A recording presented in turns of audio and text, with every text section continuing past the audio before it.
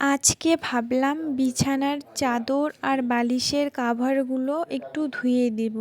3-4 দিন থেকে ভাবতেছি যে ধুয়ে দেব, কিন্তু হচ্ছে না। কারণ যা কুয়াশা পড়ছে, এইভাবে তো আর কাপড় ধুইলে শুকাবে না, না? তো এই যে দেখো, আমার কাপড় ধোয়া কমপ্লিট। তো এখন ছাদে উঠলাম কাপড় শুকাইতে দিতে।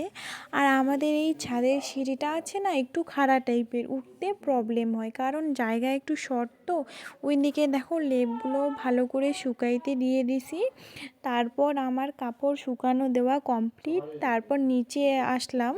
নিচে এসে বাসনগুলো ভালো করে মেজে নিচ্ছি, কারণ আজকে সারাদিনে অনেক কাজ আছে। তো ভালো করে বাসনগুলো মেজে নেই। তারপর আমার বাবা আজকে একখানে যাবে, তো প্যাকিং করে নিচ্ছে ভালো করে, একখানে কাজে যাবে। তো তো ভালো করে প্যাকিং করে নিচ্ছে। তারপর মা আমার জন্য চা নিয়ে আসলো। এই যে দেখো, 3 কাপ চা মা, আমি আর বৌদি ভাই খাবো। তো দেখো, মা আমি সবাই চা খেয়ে নিচ্ছি। ভিডিওটা কেমন হয়েছে অবশ্যই জানাবে।